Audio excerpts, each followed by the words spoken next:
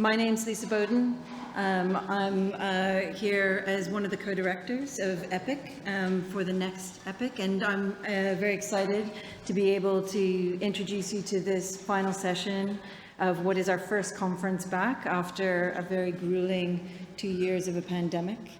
In this session, we're going to be talking about the future of EPIC, and if you like, consider it a launch of EPIC 4, so moving beyond our current program and looking into what happens after March 31st. It's a real privilege to be able to stand up here and represent my colleagues. Ian McKendrick, who you've met in the last session, is one of the other co-directors of the next program. And Harriet Aughty, who is based at the University of Glasgow, is the third co-director, and we've conceived of a number of ways of referring to ourselves, but for now let's stick with just the three of us. And but what I did want to say actually as a precursor to this is just to acknowledge what Dom had said this morning, which was that at the moment, you know, that EPIC is made of a number of key partners, some of whom are in research institutes and others who are in higher education. And the University of Edinburgh and the University of Glasgow are part of that. And it was important, I think, for Harriet, for me to acknowledge that Harriet is not here because she's participating in industrial strike action. And I wanted to make sure that that it's well known that we support her in that action, and the importance that that we place really on better working conditions within academia. And I hope, as you see what I'm going to present throughout the course of this program, is that the way that we hope to take EPIC into the future is by conceiving of a program that also focuses on its people, and on our ways of working together, and as much about our culture as it is about the science that we're producing. So with that in mind, just to say, Harriet would have loved to have been here, but cannot be, but we, a lot of the work that's reported here is very much of her initiative too. So I just wanted to start by sort of setting the scene for EPIC as we move into the future beyond the 31st of March. And I suppose in order to look forward, you know, this cliche, you need to look backwards. And I wanted to acknowledge that I've been part of EPIC from 2011, so not part of the first EPIC, but part of the next generation of EPIC, where we started to really develop, if you like, that science policy interface. And the reason that I say that is because I also wanted to acknowledge what a volatile time that last 10 years has been. We have been part of EPIC at a time where we were facing a referendum around Scottish independence, followed by quickly an EU referendum, which led to the UK's departure from the EU, then followed by obviously a pandemic of proportions which we aren't necessarily out of yet. So we're very much, I would like to say, in that sort of transition period. Now, that's not the transition that I'm referring to on this slide, but I think that it's important to acknowledge the complexity of these different exogenous drivers which affect the way that we work. And a big challenge for EPIC will be to take what Dom has said and be well established and build on the strengths that we have, but also not stay stagnant. To look forward and to continue to question ourselves and to reflect on who we are and where we're going. So when I refer here to the transition decade for Scottish agriculture, really what we're referring to is thinking about, if you like, a unifying vision of processes and principles and practices which converge and strengthen, if you like, the power in terms of either social, economic, political, towards moving away from extractive economies into regenerative economies, where actually you're trying to mitigate or reduce waste. And in order to do that, one of the challenges that EPIC has to face is, where do we fit into this, in this cycle of production to consumption? And do we recognize the holistic system that is where animal health fits into that process? It's true that Scotland has been renowned for its high standards of animal health and welfare, but we recognize too that in this next decade we are not only facing, I suppose, our animal health security challenges, but we're facing a sustainability agenda, and how we marry the two with emergency response into long-term planning is going to be really interesting. So climate change is a global challenge, and antimicrobial resistance are these backdrops, which in combination with new trading patterns as a result, for example, of our exit from the EU, in combination with, if you like, the huge challenges that the pandemic has posed by changing the way that we work and the workforce in general, and indeed exposing some inequities and vulnerabilities in those workforces, is going to really put a lot of pressure on different and emerging livestock diseases and the way, for example, we perceive of risk to our livestock industry. So, for example, even the current geopolitical situation that we're in, and it's important to acknowledge that Ukraine, for example, has the second highest export of grain, and I think the fourth highest export of wheat. And that is going to have a huge impact on feed prices. And that in itself will have a huge impact on the way that animals are fed and then moved, in combination with the huge displacement that's happening right now with people who are migrating across from the east to the west of Europe. And all of that goes to say that that's going to change the emergence of novel infectious diseases, or not so novel infectious diseases. For example, African swine fever is going, I think, to be significantly impacted by this. So we not only have to recognize that, but we also have to think about endemic disease risks and what it means to try to attain a sustainability agenda. So what does that look like when we're thinking about strengthening our animal health systems at the same time that we're strengthening our public health systems in the aftermath of COVID? And in particular, we can look at the examples on the screen here for bovine viral diarrhea, but also sheep scab, and the impacts that would be felt in the sector in terms of profitability and productivity. Although I would hasten to add that if we look at what Thijs was saying in the second session, that perhaps we want to also be reflective about whether or not we are not just perpetuating a system that actually creates those conditions for disease in the first place by the way that we actually pursue economic growth. So research that we are planning in the next epoch is really, in order to respond to future challenges, really has to be strongly linked with stakeholder engagement. We need to be reflective. We need to think very carefully about risk communication, how we might mitigate actively disinformation and misinformation that's so apparent now. And really engage in the public discourse, because people have become very familiar now with epidemiology in a way that I think that they once weren't.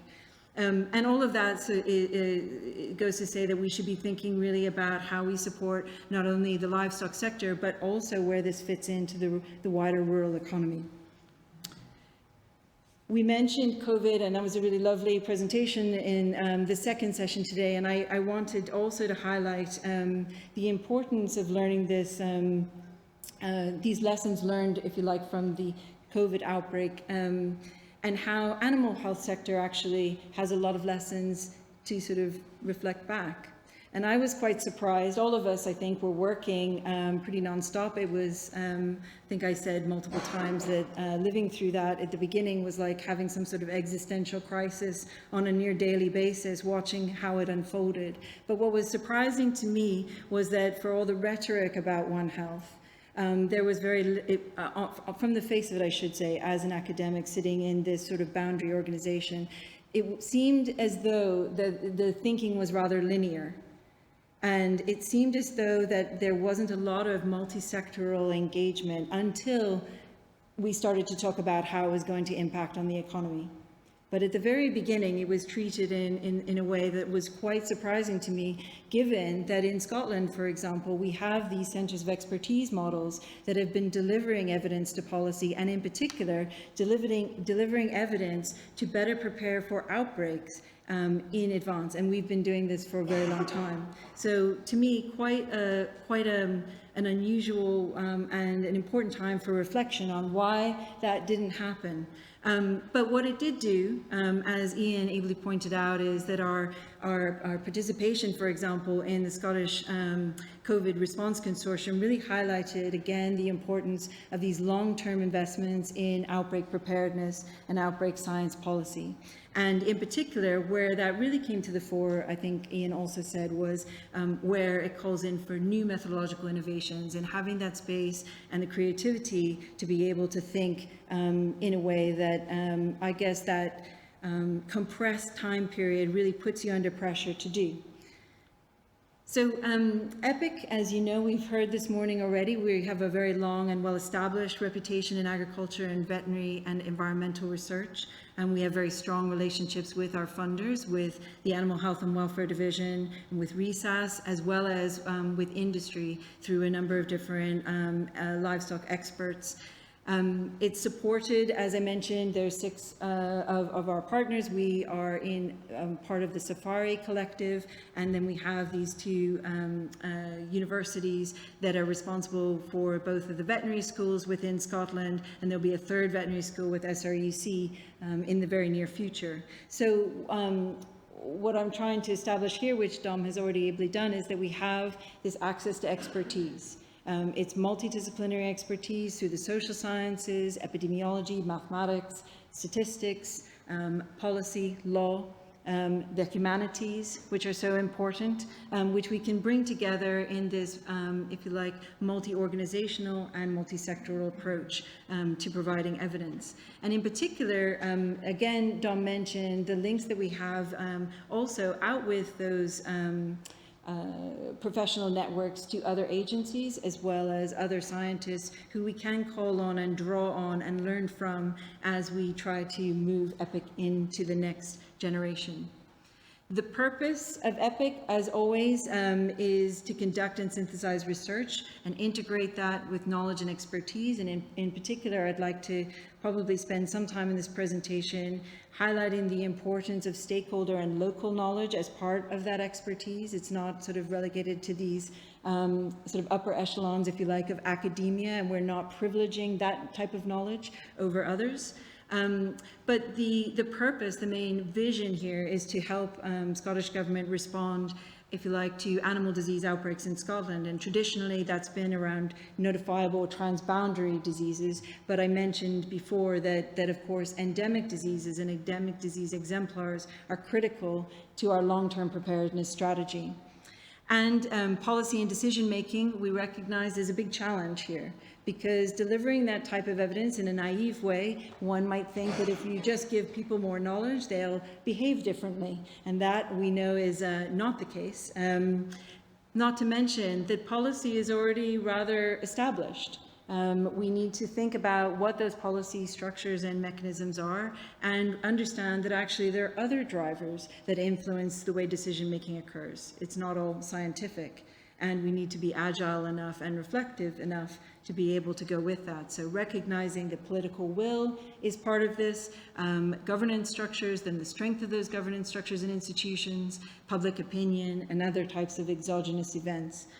The current EPIC model has changed over time, but it's become more mature in terms of developing its science policy relationship. And we've already talked about how we have these, if you like, in situ knowledge brokering activities to make sure that that relationship, particularly with policymakers, is strong. I just wanted to acknowledge as well, Dom, and you were acknowledged this morning, and I hope that it's clear that we have learned a lot from your leadership in EPIC over the last 6 years. And this is a transition where we're building on the things that you have built and trying to take them and strengthen them and continue, if you like. I know that you hate the word legacy, but if you like, to think about EPIC in this way. I wanted to start just by saying that the 3 co-directors of this program, I'm going to start with Harriet Orty, because she is based at the University of Glasgow, and they are the submitting organization. She is going to be the new, if you like, director or co-director of research. And fundamentally that, I probably should have prefaced this by saying that the reason we're taking this co-directorship approach is because we think that there are 3 complementary but discrete portfolios of work where we can usefully truthfully try to lead in a way which we hope is coherent and cohesive across the whole program.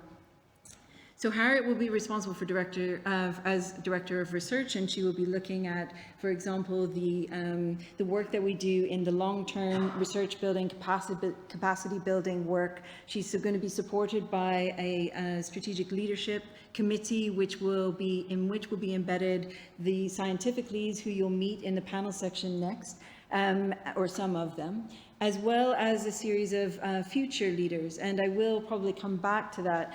Future leaders are early career researchers who will be part of this, if you like, the development of the long-term strategy in each of the challenges that we have. And they're a really important part of EPIC's sustainability model for this long-term provision. Ian McKendrick, who you've met, is going to be the Director of Quantitative Innovation and Operations, which means that he'll be responsible for all things data, and also coordinating not only the resources around data with the support of the data management team, which is based largely at SRUC and also the University of Glasgow, but extends and cross-cuts across the whole programme. But he'll also be supported by the Data Governance Committee, which is quite an interdisciplinary group which has a lot of, if you like, stakeholder membership, some of which is independent of EPIC, to try and guide EPIC through this. And Ian, of course, will be working on how we can operationalize some of those data in an interdisciplinary way to try and address some of the modelling challenges that he alluded to in the last session. And he'll say more about that in the rest of the programme. And I'll be the Director of Policy and Impact, so my work is largely, that portfolio will be around response to emergency disease outbreaks. I'll be responsible for supporting the knowledge brokering activities inside that emergency and out with the emergency, and the linkages back in to the rest of the programme, as well as ad hoc responses between Scottish Government and EPIC. And then hopefully having an overview of the entire KE and impact agenda. So this is another one of those types of schematics, which is probably a little less pretty than the one that Dom said. But the main message that I wanted to point to here is that I've told you about the directors, which are at top in the black and white. And above them, I've mentioned Animal Health and Welfare Division, and I've mentioned, I didn't mention actually, that I'll be supported by an independent body, which is the Knowledge Exchange Advisory Committee, which already exists in EPIC now, but will be refreshed to try and take on our KE program. What I didn't mention is that there is also an independent steering group, and we have members of the previous steering group who have been with EPIC over the last 6 years, and in particular I want to pay mention to Alex Simmons, who I think actually may have just left the room, but actually this was the moment to thank him. Good, you're there, that's great. I wanted to thank you in particular for this type of service that you have done for EPIC over the last 6 years, and note that actually it has been a really important part of our, if you like, our quality assurance process. I also just wanted to highlight that as we go down in this, and it's not down in terms of importance, it's actually hugely important that the behind-the-scenes work by the admin team and the project manager, so Kim and Jane who are here, and Jackie who are here, who's leading on knowledge exchange, are all critical components of that governance structure, which enable us to link ably to our scientific program. And inside that scientific program, again, I'll let the challenge lead speak to this, but effectively you can see that we have taken a challenge-based approach. We have 6 different challenges, and what you hopefully, in terms of the main message of this slide, is to see that actually challenge 1 is a coordinating challenge. It's highly proximal to policy. It works to coordinate across during emergencies and out with emergencies, and the knowledge exchange program, hence the different colors here. But it works too with the data team, which is in brown, and then links back and cuts across all of the other programs, which are really around risk assessment and contributing to improved risk management, or helping Scottish Government inform risk management processes. We continue to aspire to be a model for the provision of risk-based evidence for policymaking, and this also comes from the paper that was referenced this morning. So we are trying to maximize the way that we utilize interdisciplinary expertise in a way that becomes transdisciplinary in our provision of solutions. And in particular, that enables us to sit in a state of readiness where we're developing capacity for long-term preparedness, but it also provides us uninterrupted access and for Scottish Government and your agencies to expertise, tools and data, as well as by doing so, maintaining this effective interface with policy. The model of blended delivery allows us to then sit in that readiness and address long-term policy needs, which are important, and sometimes super long time frames. So decoupling from immediate policy priorities. When I'm thinking of this, I'm thinking of the scenario planning activities where we were looking at 10 to 20-year horizons. And then link that back into a process which allows us to be agile enough to switch into emergency mode. And in doing so, I should mention that all of the challenges and the expertise in all of challenges 2 to 6 fall into challenge 1. In the next couple of slides, I just wanted to highlight some really key components. There's probably about 5 slides here, and it's really around some key take-home messages that what I think make EPIC quite special. We mentioned knowledge brokering. I want to talk a little bit about stakeholder engagement to improve access to the right information at the right time. So as part of our ethos is co-construction.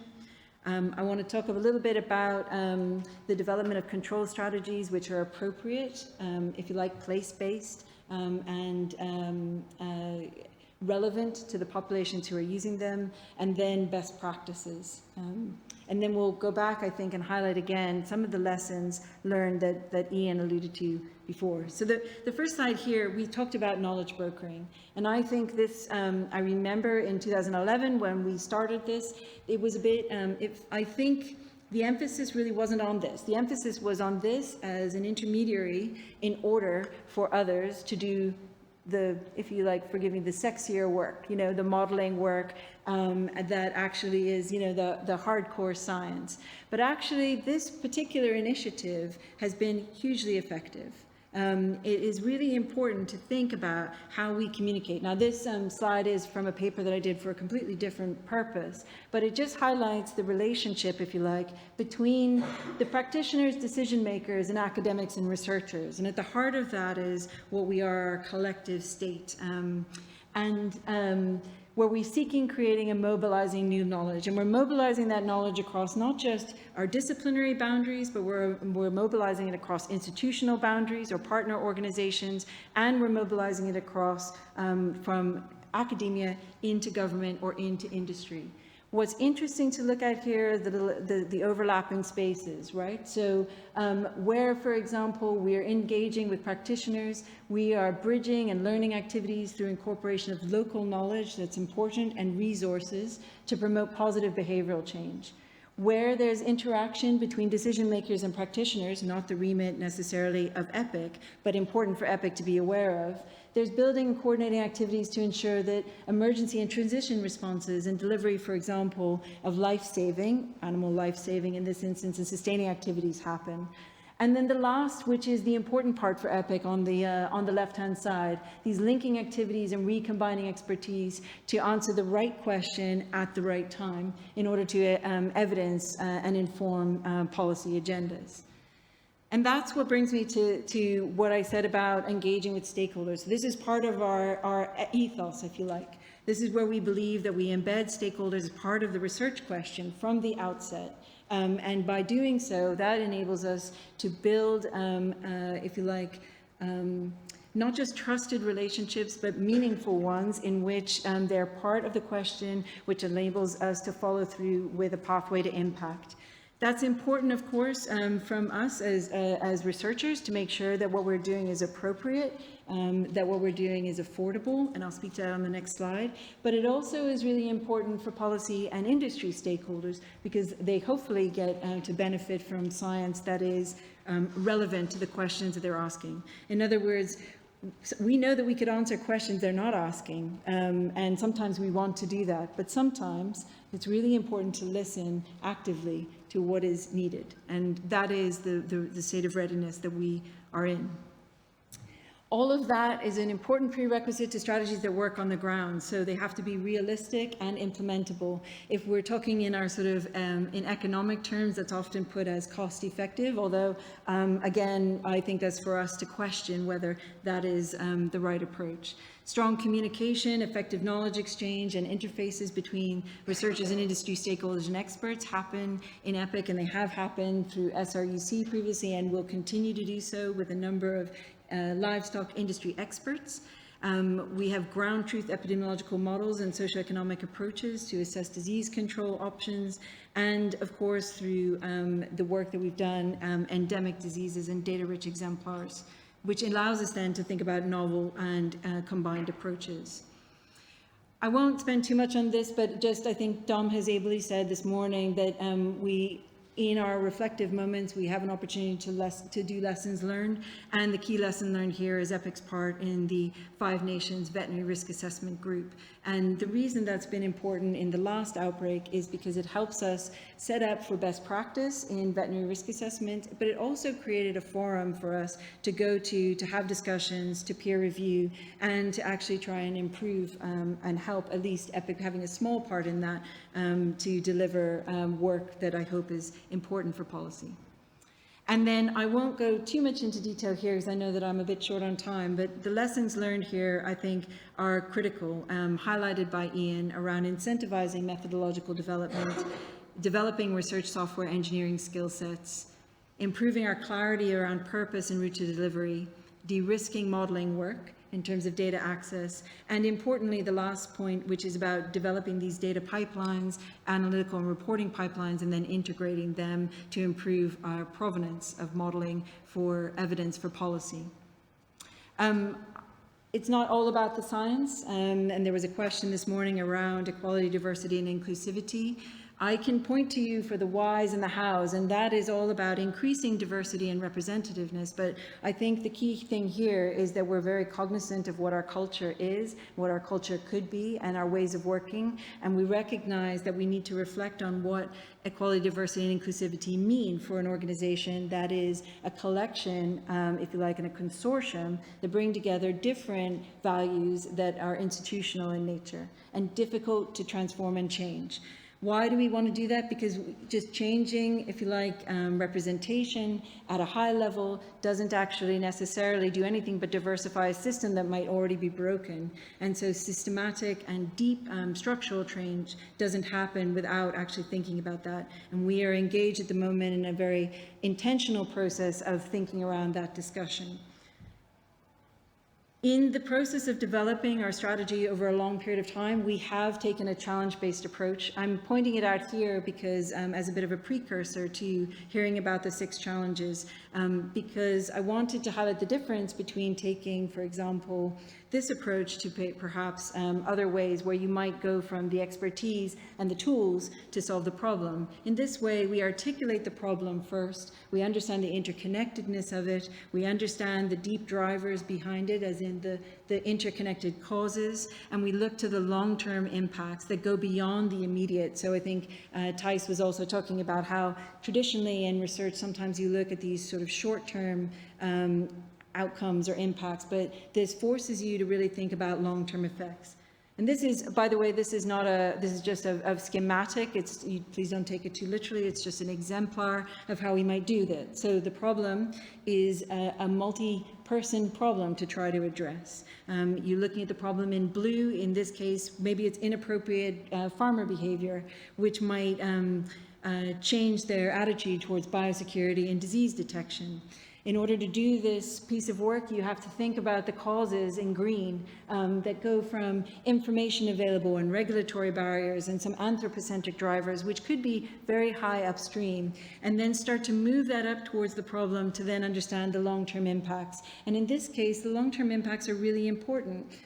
We're not just trying to solve a short-term problem here when you take a challenge-based approach. We're trying to find a sustainable solution. So you need to think about what it means for farmers to lose their livelihoods and productivity that go beyond just bringing health back to the idea of an absence of disease.